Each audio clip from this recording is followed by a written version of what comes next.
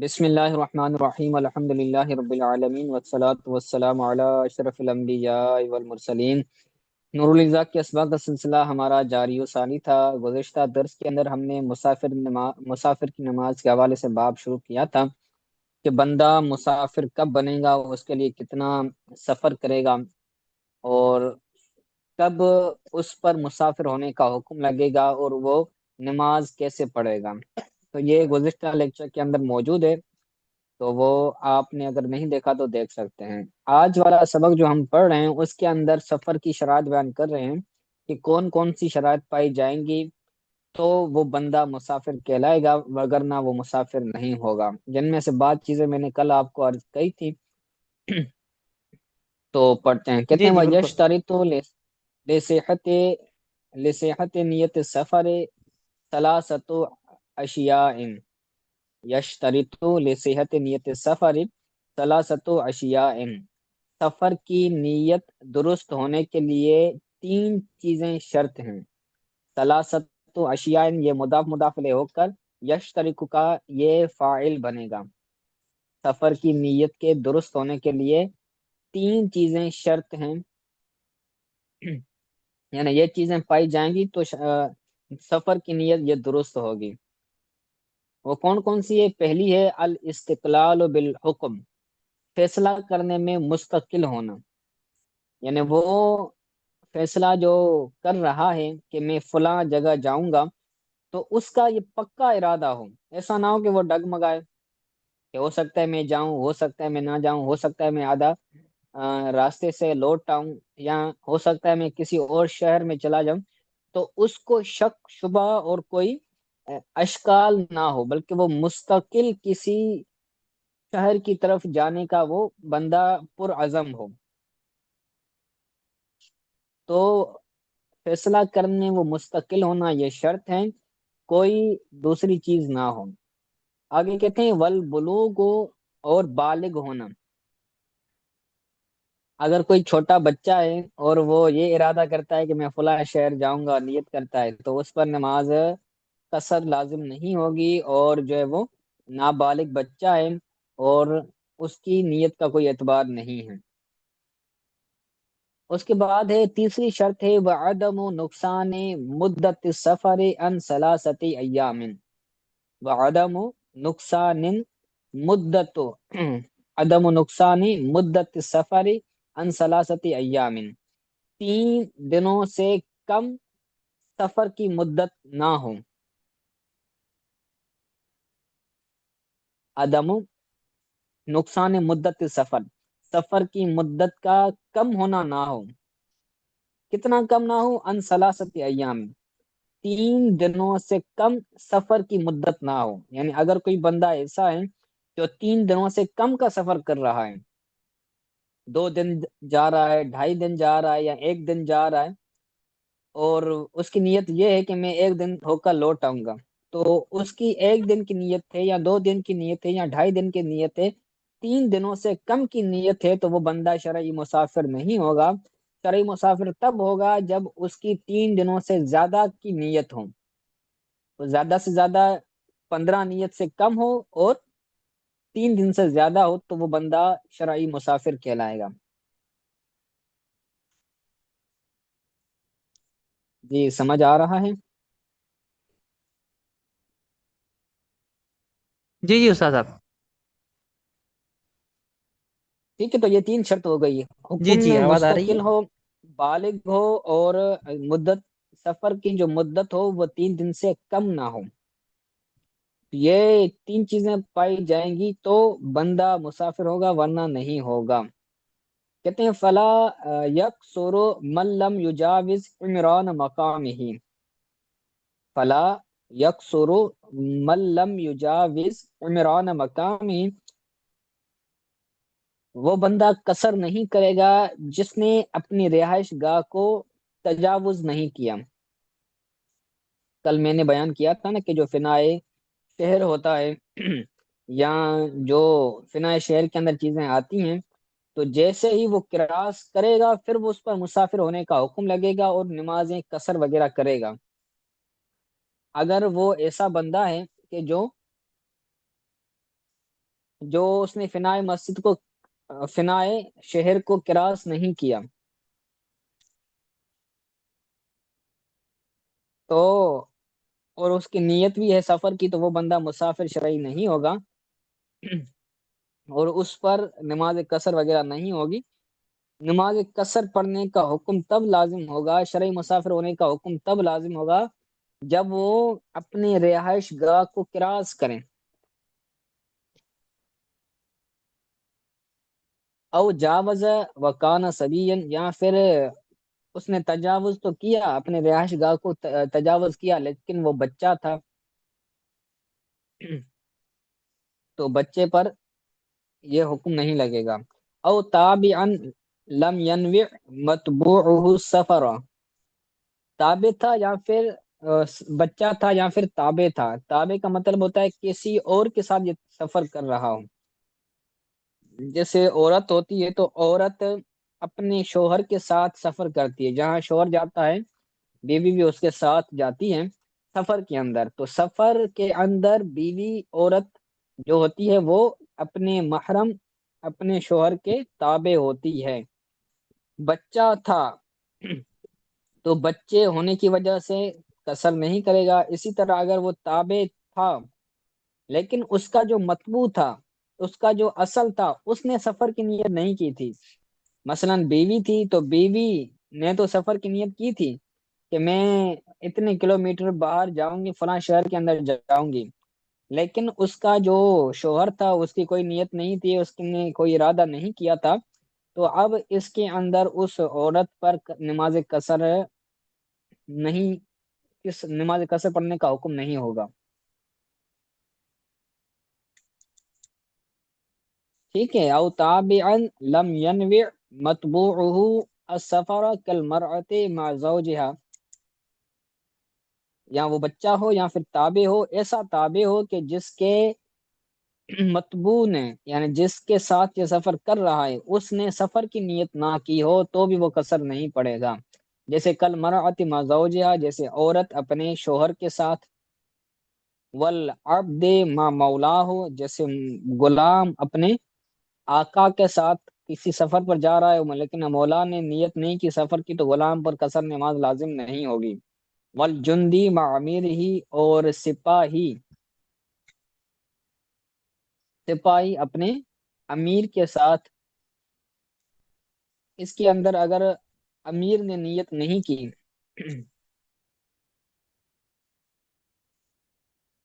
تو بھی کیا ہوگا، اس سپاہی پر کوئی چیز قصر میں سے لازم نہیں ہوگی۔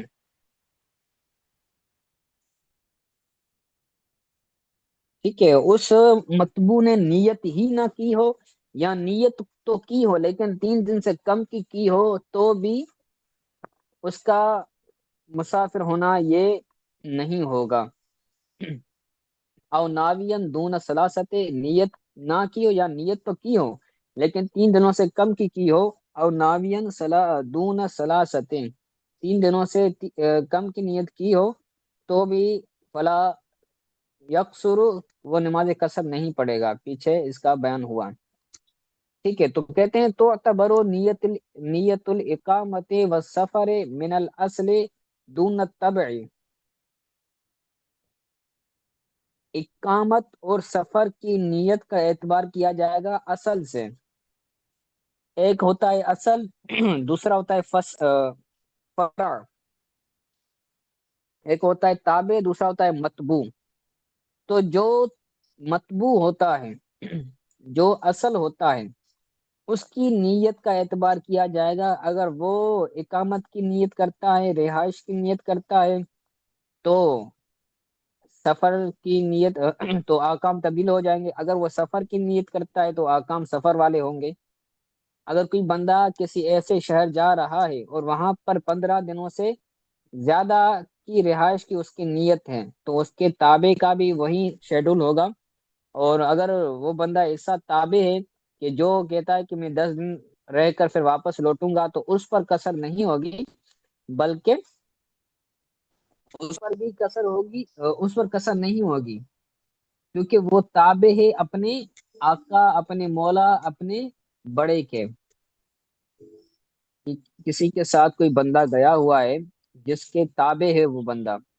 تو اگر اس کی اقامت کی نیت ہے تو اقامت والے احکامات ہوں گے، سفر کی نیت ہوگی تو سفر والے احکامات ہوں گے، وغیرہ اس پر کوئی کسر لازم نہیں ہوگی۔ تو تبرو نیت الاقامت و سفر من الاصل، اقامت اور سفر کی نیت کا اعتبار کیا جائے گا اصل سے، مطبوع سے، دون تبع، نہ کہ تابع سے، نہ کہ فرع سے۔ ان علم نیت المطبوع فی الاصح، اگر مطبوع کی نیت معلوم ہو اصل قول کے مطابق، یعنی مطبوع کے حوالے سے ہمیں پتہ ہے کہ مطبوع کی نیت یہ ہے، تو پھر اس کے اعتبار سے جو ہے وہ احکامات لازم ہوں گے۔ استاد صاحب، ٹھیک ہے، جی جناب۔ یہ مطبوع کا کیا مطلب ہے؟ مطبوع اس کو کہتے ہیں کہ جس کی تابع داری کی جائے، اس میں مفعول کا صیغہ ہے۔ ہوں، جیسے شوہر ہے، اس کے ساتھ بیوی ہے، تو بیوی کے لیے شوہر مطبوع ہے، کیونکہ بیوی شوہر کی تابع داری کرے گی نا، جہاں پر شوہر جائے گا، جس شہر کے اندر شوہر جائے گا تو بیوی بھی اس کے ساتھ ہوگی۔ تو بیوی علیحدہ سے کسی شہر کے اندر جانے کی یہ جرت نہیں کرے گی شوہر کی موجودگی میں، اکیلے جائے گی نہیں، جائے گی نا، تو وہ تابع جی ہے اپنے شوہر کے، تو شوہر ہو گیا مطبوع اور بیوی ہو گئی تابع۔ اسی طرح جی جو آقا ہے وہ مطبوع ہے، کہ غلام اس کے تابع ہے، جہاں پر آقا جائے گا وہاں پر اس کا غلام جائے گا، غلام آقا کی ارادے، آقا کی نیت کے بغیر کہیں نہیں جا سکتا، آقا کی اجازت کے بغیر کہیں نہیں جا سکتا، تو آقا ہو گیا مطبوع۔ اسی طرح جی وہ جو امیر تھا جس کے ساتھ سپاہی ہوں، تو سپاہی علیحدہ سے کہیں نہیں جا سکتا، اپنے آقا، اپنے امیر، اپنے باس کی اجازت سے لے کر وہاں جائے گا، تو یہ جو امیر ہوگا یہ مطبوع ہوگا، اور یہ جو سپاہی ہے یہ تابع ہوگا۔ ٹھیک ہے، جی ٹھیک۔ آگے کہتے ہیں والقصر عزیمت عندنا، قصر پڑھنا ہمارے نزدیک عظیمت ہے، یعنی یہ بہترین کام ہے۔ والقصر عظیمت عندنا، قصر ہمارے یہاں عظیم ہے، عظمت والی ہے۔ فَإِذَا أَتَمَّ الرَّبَاعِيَّةَ وَقَعَدَ الْقُعُودَ الْأَوَّلِ، یہاں اس کو اول پڑھ لیں، وَقَعَدَ الْقُعُودَ الْأَوَّلِ صحت صلاته مع الکراہت، اگر کسی بندے نے، کوئی شرعی مسافر ہے، شرعی مسافر ہونے کے باوجود اس نے 4 رکعتیں نماز پڑھی ہیں، پہلے تو حکم یہ ہوگا نا کہ شرعی مسافر ہے تو 4 رکعتوں والی نماز قصر کر کے 2 رکعتیں پڑھے گا، لیکن اگر وہ بندہ 4 رکعتیں پڑھتا ہے تو کیا ہوگا؟ فیضا اتم رباعیت، اگر اس نے 4 رکعتوں کو پورا کر دیا، وقعد القعود الاول، اور پہلا قاعدہ بھی کیا ہے، 4 رکعتیں کی، 4 رکعتوں کے اندر پہلا قاعدہ کیا، تو پہلا قاعدہ قصر کے اعتبار سے فرض ہے، ویسے تو 4 رکعتوں والی نماز کے اندر پہلا قاعدہ واجب ہوتا ہے، لیکن چونکہ قصر پڑھ رہا ہے تو قصر کے اندر جو آخری قاعدہ ہوتا ہے وہ فرض ہوتا ہے، ہر نماز کے اندر جو آخری قاعدہ ہوتا ہے وہ قاعدہ اخیرہ فرض ہوتا ہے، تو 4 رکعتیں اس نے پڑھی ہیں، لیکن پہلا جو اس کا قاعدہ ہے وہ فرض ہوگا قصر کے اعتبار سے، تو اگر وہ بندہ قاعدہ اولا میں بیٹھتا ہے تو صحت صلاتہ مع الکراہت،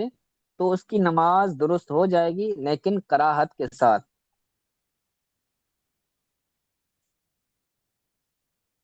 مسافر بندہ اگر 4 رکعتوں والی نماز پڑھتا ہے اور قاعدہ اولا بھی کرتا ہے تو اس کی نماز درست ہو جائے گی، لیکن کراہت کے ساتھ نماز درست ہوگی، کیونکہ اس نے سلام کو مؤخر کیا ہے،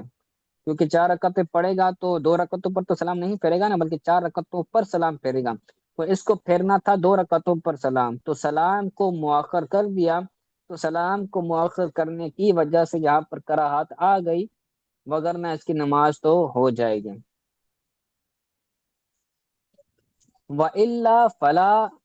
تَصِحُ، وگرنہ نہیں ہوگی۔ اللہ کے اندر جو استثناء ہے وہ قعود اولا کی ہے، اگر قاعدہ اولا کرتا ہے تو نماز درست ہے، قاعدہ اولا نہیں کرتا تو لا تصح، اللہ لا تصح، قاعدہ اولا نہیں کیا تو نماز درست نہیں ہے، کیونکہ اس نے فرض کو چھوڑ دیا، فرض کو چھوڑا تو نماز نہیں ہوتی، یا ہو جاتی ہے، کیا کہتے ہیں؟ قاعدہ سجدہ اولا، سہو کر کے نماز ادا ہو جائے گی؟ قاعدہ اولا نہیں، قاعدہ قاعدہ اخیرہ، جو اولا یا کسر کے قاعدہ اعتبار سے آخرہ؟ قاعدہ، نہیں ہوگی، نہیں ہوگی استاد صاحب، نہیں ہوگی۔ قاعدہ اخیرہ ہوگا نا کسر کے اعتبار سے، تو فرض اگر ترک کرے تو نماز نہیں ہوتی، اور نہیں واجب ہوگی، ترک ہو جائے تو کیا کرتے ہیں؟ سجدہ سہو کرتے ہیں۔ سجدہ سہو کے ساتھ نماز ہو جاتی ہے۔ تو 4 رکعتیں نماز پڑھ رہا ہے اور پہلا قاعدہ کر رہا ہے تو نماز درست ہو جائے گی، پہلا قاعدہ نہیں کر رہا تو نماز درست نہیں ہوگی، کیونکہ کسر کے اعتبار سے پہلا قاعدہ یہ فرض ہوگا، تو فرض کی طرف کی وجہ سے نماز نہیں ہوگی، اور فرض کے ادا کرنے سے نماز ہو جاتی ہے، لیکن کراہات کے ساتھ اگر واجب ترک ہو جاتا ہے تو ٹھیک ہے، یہ ہو گیا۔ آگے کہتے ہیں اللہ اذا نول اقامت لما قام للصلاۃ، جب وہ قاعدہ اولا نہ کریں، 4 رکعتیں نماز پڑھی ہے، یہ بندہ مسافر ہے، 4 رکعتیں پڑھنے کے لیے پڑھ رہا ہے، اور یہ 2 رکعتوں والے سجدے کر کے، دوسری رکعتوں کے دونوں سجدے کر کے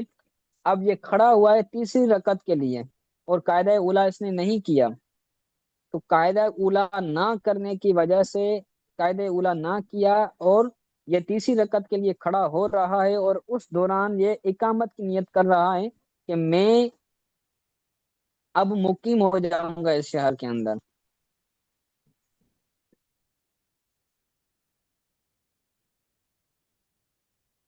اللہ اذا نول اقامت لما قام للصالحۃ، مگر جب وہ اقامت کی نیت کرے جب تیسری رکعت کے لیے کھڑا ہو، 4 رکعتوں والی اس نے نماز شروع کی ہے، دوسری رکعت کے اندر اس نے قاعدہ اولا نہیں کیا، قاعدہ اولا کیے بغیر وہ کھڑا ہو رہا ہے تیسری رکعت کے لیے، تو اب اس کی نماز، اگر یہ مسافر ہوگا تو نماز نہیں ہوگی، کیونکہ فرض قاعدہ چھوڑ رہا ہے، اور اگر یہ بندہ تیسری رکعت کے لیے کھڑا ہوتے وقت یہ نیت کرے کہ میں اب اس شہر کے اندر رہوں گا 15 دنوں سے زیادہ کی وہ نیت کرتا ہے، تو اب وہ مقیم ہو جائے گا، مقیم کے حکم میں ہو جائے گا۔ اب اگر وہ نیت کرتا ہے، اگر وہ یہ 4 رکعت پڑھتا ہے تو اس کی نماز ہو جائے گی، اس کی نماز مکمل کامل ہو جائے، کیونکہ اب وہ مسافر ہے تو مسافر پر 2 رکعتیں نہیں ہوتی بلکہ 4 رکعتیں ہو جاتی ہیں، تو نیت کرنے کی وجہ سے اب وہ مقیم آئے گا۔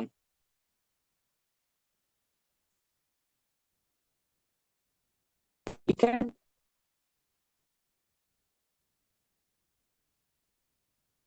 چلیں آج کے لیے اتنا سبق کافی ہے، اس کو آپ بچہ سے یاد کیجیے گا۔ آج سبق کے حوالے سے اگر کوئی بات سمجھ نہیں